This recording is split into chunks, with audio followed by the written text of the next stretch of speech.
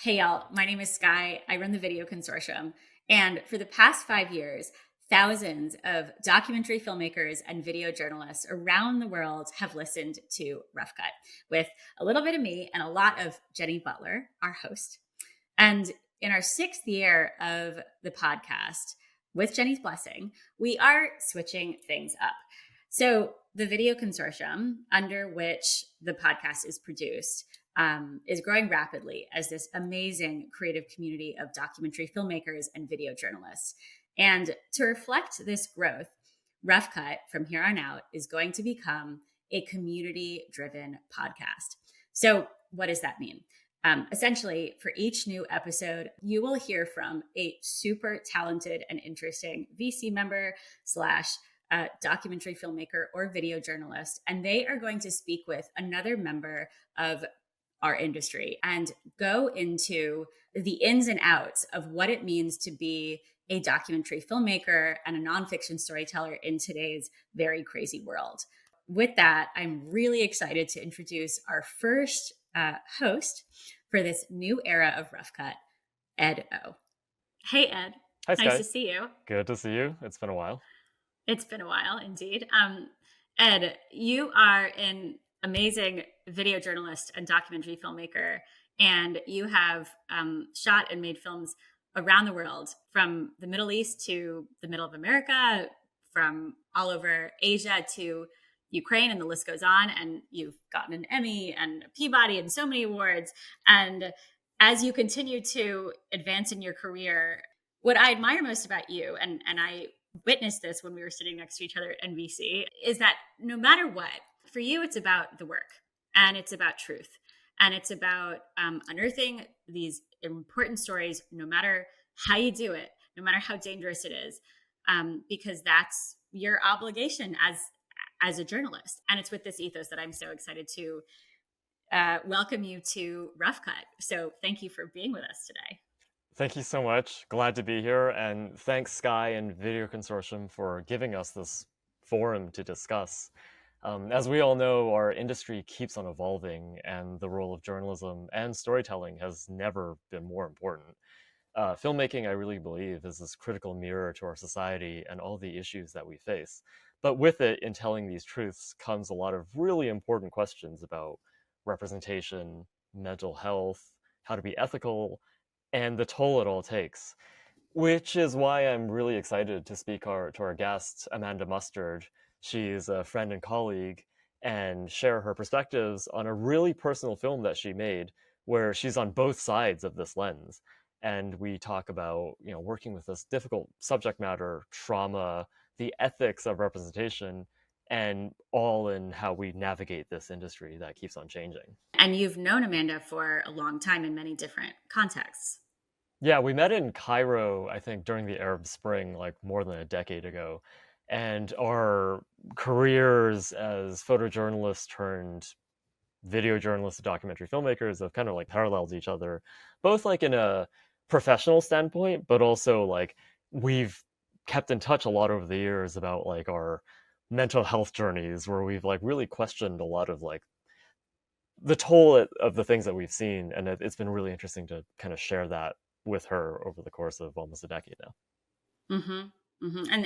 And these topics are so important for anyone to listen to, no matter what stage of their career they're in, or the context that they're telling stories. And so if you're a journalist, if you're a filmmaker, if you just work in the media or don't, and you just like love docs or love watching them, it's still, these are points that are applicable to everyone, right? For sure. And, I think that's the thing with, when we talk about representation, also ethics and mental health, is that it doesn't actually matter what you do. This is this ongoing conversation that I think both society should be having with itself, but then more importantly and more specifically our industry, because our industry keeps on evolving, and there's so many different mediums, there's so many different like ways of doing things, which is the beauty of, I think, nonfiction filmmaking. And so it's really important to just have these evolving conversations, because wherever you are in your career and your professional life and you as a person, we should be talking about mental health and all this stuff. We should. Indeed. I mean, the inner stuff is the most important. Yeah. Awesome. Well, we can't wait to hear this. conversation. So Ed, thank you for being with us. Amanda, thank you for talking about your film, Great Photo, Lovely Life.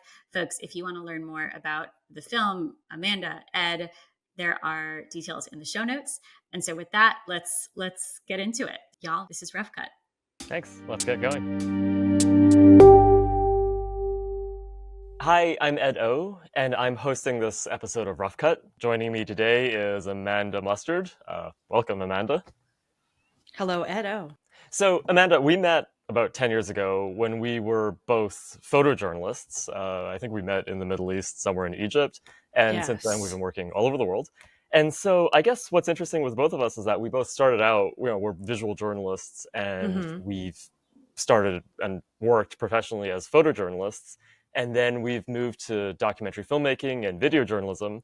And Amanda, you just completed your first feature-length documentary. So I'd love to hear about that transition from stills photography and that medium to documentary film. It's kind of a long arc. Sure. So my film is a personal documentary that kind of chronicles my journey attempting to break a cycle of abuse and silence in my family around the sexual abuse of my grandfather.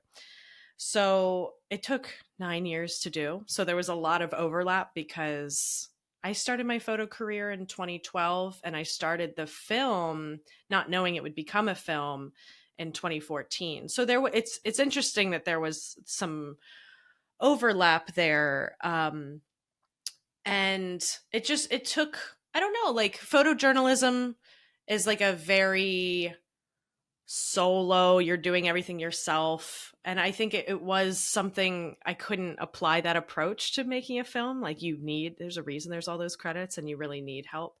So, yeah, I think that the medium needed to be different. The story I was trying to tell couldn't just be told in photos. So it kind of started there. I didn't know that it would go as far as it did. I didn't know it would take that long. I didn't know it would end up on HBO Max. It was a really wild ride, and the release of Great Photo, Lovely Life and the end of that chapter really coincided with a kind of personal burnout I was feeling with photojournalism. I love it. I'm good at it. It's just a really hard thing to keep doing as far as sustainability is concerned. I'm curious, and I have my own thoughts about this, but I do get that photojournalism is very solitary, but why is that, do you think? Like, we're in documentary video, documentary journalism, and documentary filmmaking, we're doing the same thing. We're out in the field engaging with subjects, with people, with participants. Photography is the same. So what do you think is the difference between those two? That's a good question. I mean, the timeline, the requirements of the project. Photo, I would be sent on a job for, I don't know, a couple days, maybe 10 days if I was lucky. Those long assignments are like not a thing for people anymore. And yeah, it's like a one-man band. You kind of can process the photos, you take the photos. It's just a kind of, I don't want to say simpler. It's technically simpler.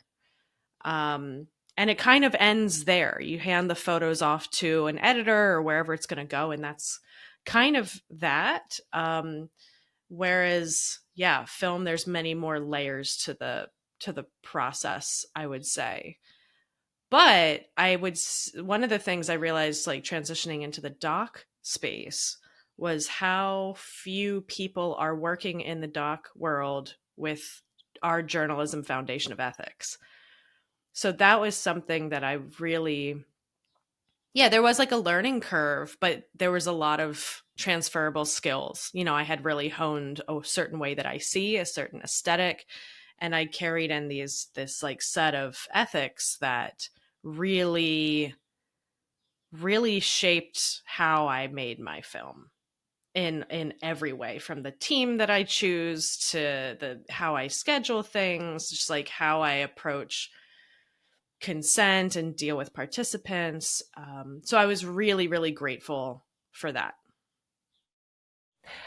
That's one thing I have found is that, so we, as journalists or photojournalists, we start out with this really rigid set of ethics of like neutrality, how to not get involved with Mm-hmm. people's lives, and just how to be a fly on the wall. And one thing that I have found in that transition and working in documentary film is that, we're not competing, but we're sharing spaces with people who will just stage things, who work under less rigid ethics than we would ever have in the journalism industry. Mm-hmm. And I've often found that tension to be a little bit strange for me to navigate. And how have you done that, especially with such personal work with, Great Photo, Lovely Life? That is a very personal Ugh. story, which is hard to be objective and neutral with. Like, just talk about Yeah. it a bit. It was weird. It's very weird. And I feel really lucky. I did a lot of advocacy work in like the press freedom space. And, I'm on the board of the photo ethics committee. So all of these considerations were really, really a part of my core values. So I was thinking about these things a lot, and really doing the best that I could, which is at the end of the day, what the ethics kind of protocol should be is like every situation is going to be different. There isn't always a correct answer. Yeah. And it was like, I had a role in this story. It was my process was kind of denormalizing myself, to the normalization that I had being raised in a family where child sex abuse and my grandpa being quote unquote like creepy was just a fact. So, and I'm trying to kind of go through that personal process while wearing a director hat, working with my family members who are still kind of entrenched in that normalization. And that was just really tricky. I just kept trying to meet them where they were at. And um, I really tried my best, and of course, like it was an emotional process for me. And I gave myself space to feel what I needed to, which is kind of captured on film. But ultimately, it was about giving them the space to process and share what nobody in my family had ever talked about before. And that was kind of the point of the film, was just give a space for acknowledgement and just how, talking about it for the first time. But yeah, it was tricky, but I still stand by all of the ethical decisions that I made. One of the most important being, if nobody wanted, if you didn't want to be a part of the film, you were not a part of the film. There are some very big characters in the story at large that are not even mentioned in the film, because I have like the utmost respect for their privacy and their wishes with this. Yeah. I think to what we were talking about, as journalists, we're so used to taking ourselves out of it and, approaching things kind of with a bird's eye view. What was that like, making that transition from photojournalism, where you do need to be this fly on the wall, to diving into something that is so incredibly personal, that kind of involves your family, involves your childhood, involves Mm-hmm. the people closest to you? It was intense for sure. Plenty of panic attacks. But it was really challenging. But for me, I was really propelled by the fact that nobody else had really acknowledged this in my family. And I had experienced a sexual assault in my early 20s that really opened my eyes to the reality in my family in a totally different way. Yeah, and in a way, this film was the process, my own process of denormalizing it. It's like, actually, let's talk about this. And it was as simple as just asking people, how do you feel about this? There wasn't a particular agenda. Um, it wasn't like driven for like legal accountability, because everybody that could, within the statute of limitations, report him didn't want to. Mhm. So that, despite me kind of poking at that wasn't really an option. Right. Well, I think it's interesting when you're, talking about, the subject of, trauma and vicarious trauma, and dealing with, these really heavy subject matters. I think for me, what I've noticed is that what is absolutely not, at least I think when we were starting out, what was really not talked about was, PTSD, trauma, and Mm-hmm. like the toll that what we witness and what we bear witness to takes on us. How do you, and part of that for me, shifting away from photojournalism, is that I found that industry to be kind of toxic, where we Mm-hmm. couldn't talk about these things. I have found that to be a little bit different with documentary film because of the collaborative nature of this, but I'm curious what your experience of that was, kind of seeing the difference between these two industries. Yeah, I mean, I think both have their toxicities, for sure. Photo, yeah, I mean, I entered at a time that it was like the height of the Arab Spring. That's where I started my career. And my own journey through that, I think I have been maybe one of the people that has been a little more outspoken, at what cost, I don't know. But being working in Egypt as a woman during that time was really difficult. And, sexual assault was just kind of a guarantee to some degree in your day to day. And, or at least the anxiety anticipating it. And, at 24, I was kind of drinking the photojournalism juice, just plowing ahead, getting the shot, bearing witness, all these things. And then at 24, I had a small stroke. I had a transient ischemic attack as a result of all of the stress and trauma that I wasn't dealing with.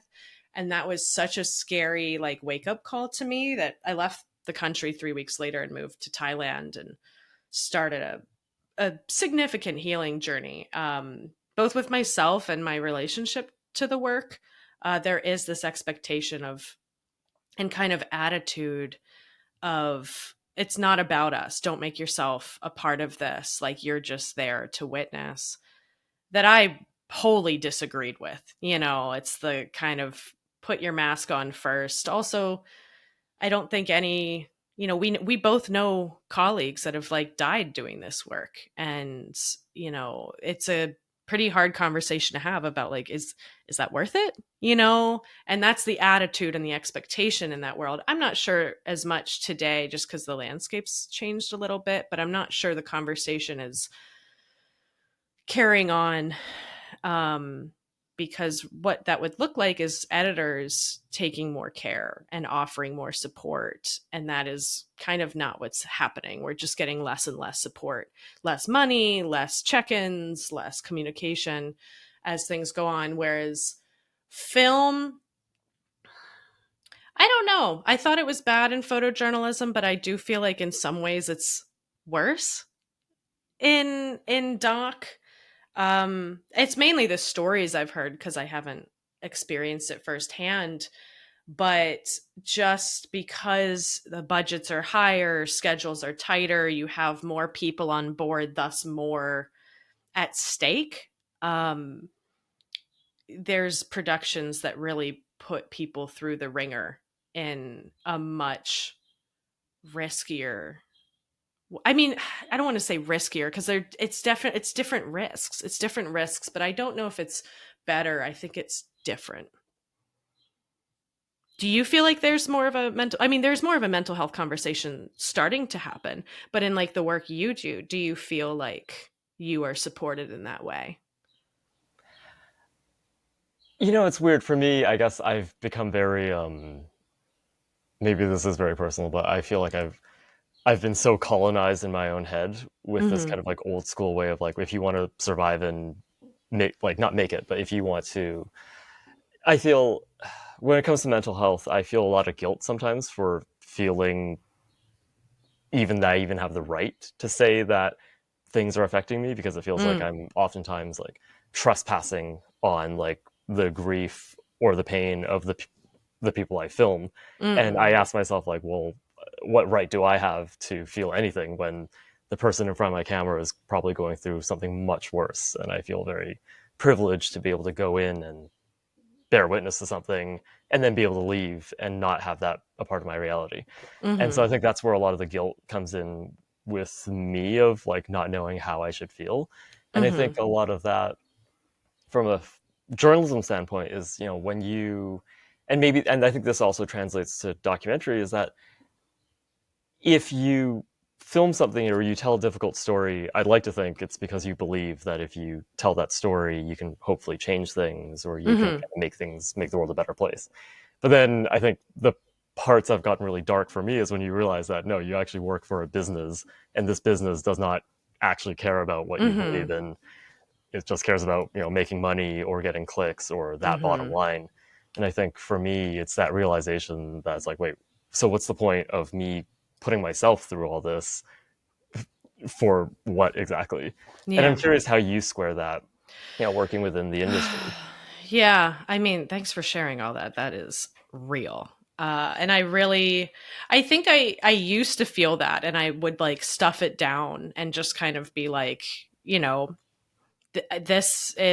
I'm hoping that this work changes something, that would avoid whatever we're witnessing moving forward. And I don't know. I think that partly came with my burnout. Well, when I had like a small stroke, I was like, oh, is this worth it? Like, is this worth my health? Um, and I decided that it wasn't. I stopped doing conflict work. And I think that if I was also pretty early in my career, so I wasn't particularly feeling too effective. Um, and that was how I always squared things up is like, okay, if I have a client that I'm shooting for and this is going to be seen by people, I will put myself out there and take more risks as far as mental health goes. But if I wasn't, I wouldn't, and that's out of respect for, not sticking a camera in grieving people's faces unnecessarily. Or, I kind of would always balance out, where is this going and what is the potential impact? um yeah, it's kind of story to story, but I don't know, this film that I've done, the personal film, is so heavy that I am like really drawn to fun stories right now. Like, I need a break. And just being honest with yourself, and I think that is also something that's been a huge part of this career transition for me, is asking myself, like, what actually do I want to do? I think I spent a lot of time in photojournalism doing what I thought was expected of me, story wise, rather than getting in touch with, what does Amanda Mustard, um, what is she the best at? Like, what perspectives can she bring that other people can't? And just tuning, it took me a really long time to like get in touch with that. And I'm so happy that I'm here and it is like drastically changing things in my life.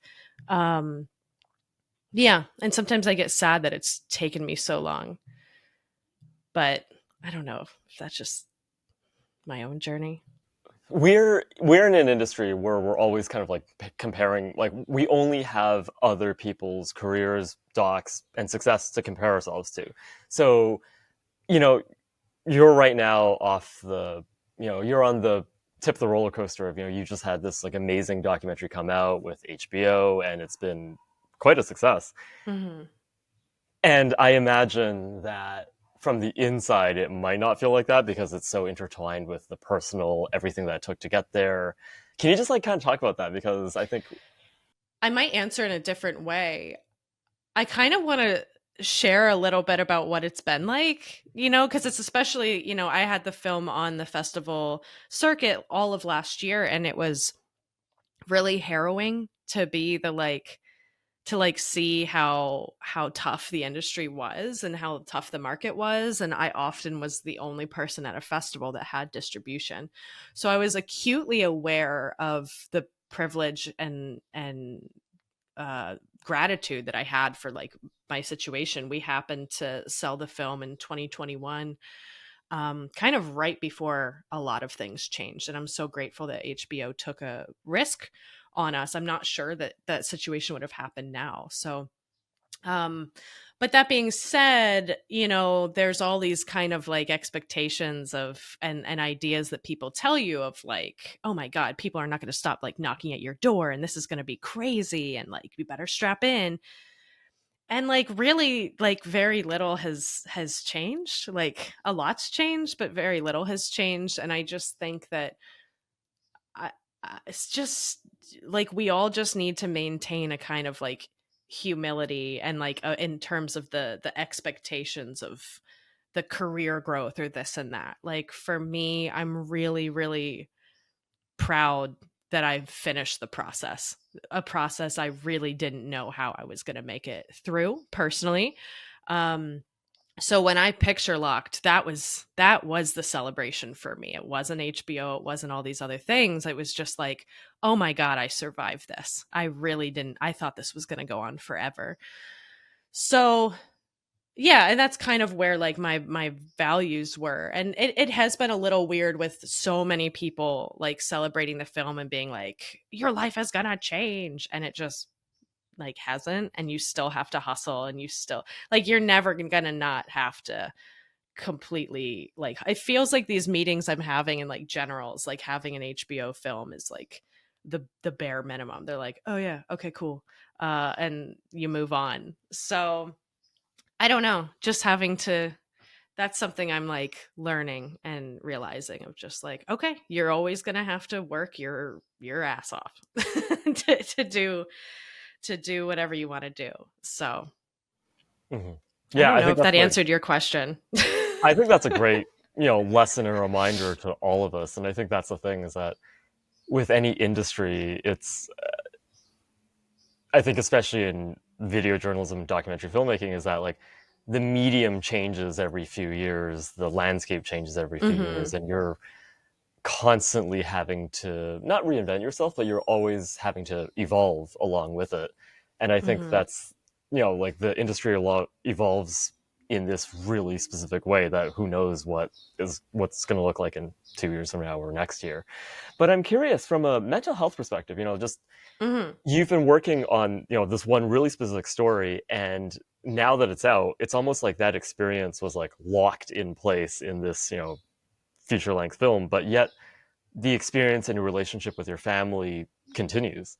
So I'm Hmm. curious what that's like to have this really specifically personal moment locked in place in terms of the documentary, but then having the inertia of everything else still move forward. Yeah. What's that like? It's been I mean, well, in my specific situation, you know, I would say, if I'm completely honest, I started out the process thinking like, oh my God, this is going to like fix my family. Um, and what I learned over many years, and a lot of therapy is, and the making of this film is that like very little has changed in my family. Um, so, and in a way, we've all kind of taken a little bit more space from each other just because we needed it, like it was a lot.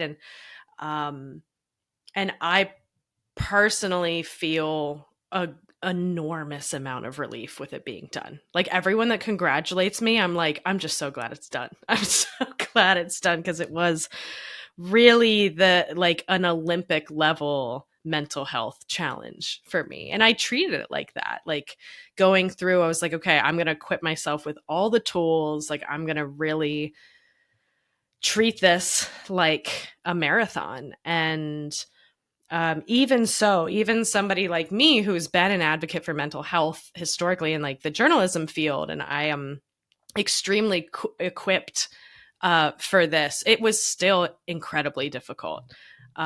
And yeah, I am so, and it's also just so rewarding that I get so many emails. Even now, I get daily emails from people who have watched the film and they tell me how much it's like made them feel seen or change something in their perspective. And being reminded of that is kind of the what's the word, the neosporin for the the suffering of all of this. Yeah, not great at anecdotes there, but yeah, I feel really, it's really beautiful to like then just watch it live a life of its own, and it can be this tool of change and education, um, that I no longer need to be behind the driver's seat of, which is super. I love it. Like that. If I didn't have that, and I'm really grateful for HBO for that. If I didn't have such a wide audience continuing to watch it, I might be in a different place emotionally and mentally. Um, with kind of like, was this Like, worth like it? what was the point of that? Yeah. So it's been like really just healing every email I get, just Mhm. being reminded like, okay, this did make a difference to somebody.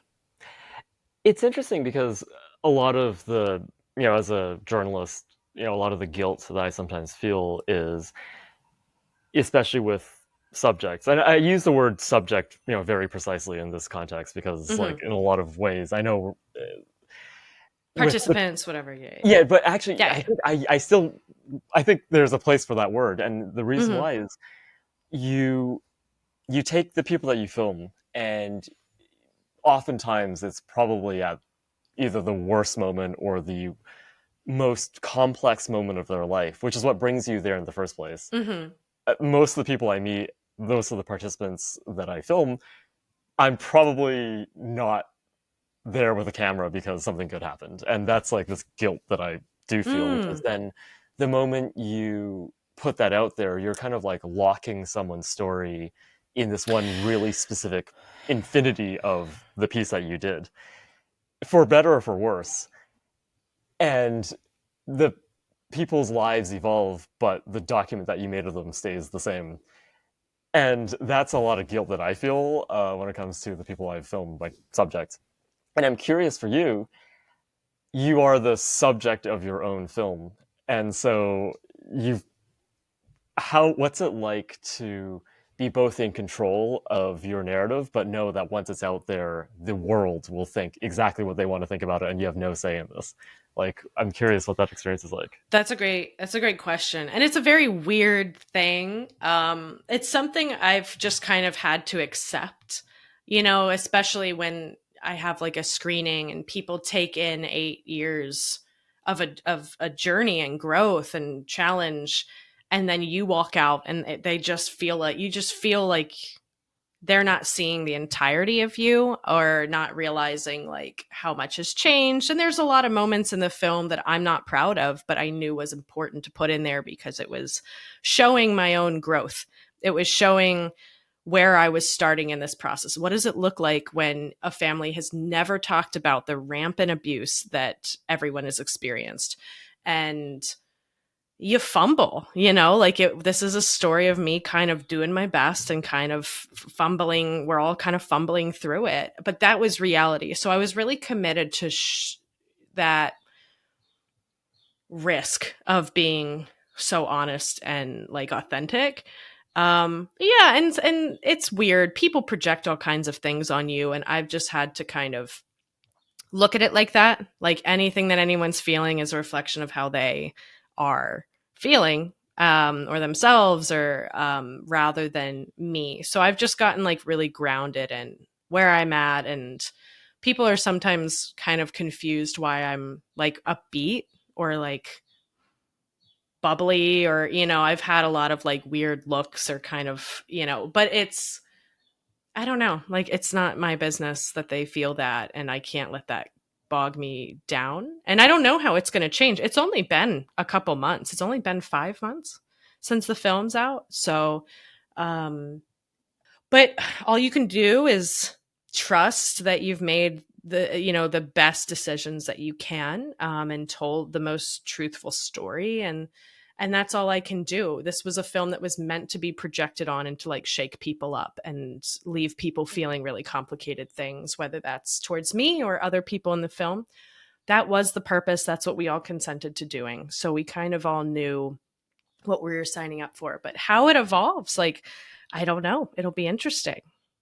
I guess if you were to, with everything that you know now, when you're dealing with like really heavy subject matter like Great Photo Lovely Life, like I'm curious, like what advice would you give to filmmakers watching and people and journalists, like how to prepare yourself for a journey like this, and how do you deal with this emotional journey of dealing with such a heavy subject matter in general? Just having as many mental health tools and being like in touch with your own process and needs as much as you can. I talked to a lot of other filmmakers, anyone that I could, to ask, how did you guys navigate this? And I think just kind of forming that community. Like, I talked to the twins from Tell Me Who I Am, and Sasha Joseph Newlinger, who did Rewind, was like my mentor through the process. I connected with Madison Hamburg of Murder on Middle Beach, and really just there are so few people that experience and go through something like putting a personal film out there, especially on a platform that big. And yeah, I just kind of asked for advice and formed a community that way. And they're some of my closest friends now, which is really cool. There's kind of like a little pod of us who have become really close friends that have made personal films. Oh, including Reed Harkness, who did Sam Now, which is such a fantastic film. His was over 25 years, which is next level. So, yeah, just like make sure you form a community. Don't be afraid to ask for help, and advice, and just trust the process. I really wish I would have read The Creative Act by Rick Rubin before I did this. I read it afterwards and was like, oh my God, that would have helped me so much in tuning out the noise of what wasn't important and what was, and just like building that trust in my own intuition. I think it would have been a lot less hard. Amanda, what's next for you? So I am working on a short film actually for the New York Times OpDocs, with Luke Malone and writer of Great Photo Lovely Life, Joseph Beebe, kind of actually talking about sharing some thoughts about the reaction that there's been to the film and how we deal with child sex abuse. So I am still carrying on the life of Great Photo Lovely Life, and I'm doing speaking engagements kind of to use the film as an educational tool, which is really cool. And then I'm producing an amazing doc by Isadora Kosofsky, who is another photojournalist and turned filmmaker.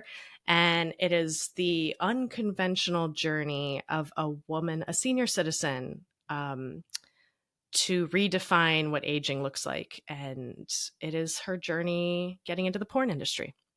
So very different needs for that film. And I'm also spending a lot of time at this neo-burlesque, queer, creative, like, dream of a venue in the Lower East Side. And I'm developing kind of like some really creative ideas and like collaborations with some of the performers there that's really kind of pushing the boundaries of how we can tell docs. That's what I'm most interested in, is like really creative, unconventional ways we can tell stories that still remain ethical. That sounds great. Well, thank you so much for your time, and I really appreciate this conversation. This episode of Rough Cut was hosted by me, Ed O, and produced by Monica Goki, and executive produced by Sky Dylan Robbins and Kat Vecchio. Our original music is by Zach Wright. Rough Cut is part of the Video Consortium, which is a global creative community and organization that supports the world's nonfiction filmmakers and video journalists to tell bold stories that catalyze change. We would love for you to join our nonfiction film family, and you can learn more at videoconsortium.org. And we love hearing from listeners. So if you would like to send us a note, you can find us on Instagram at Rough Cut Podcast, or you can send us an email at podcast@videoconsortium.org. And don't forget to rate us and leave us a review on Apple Podcasts and subscribe. Thank you, and see you soon.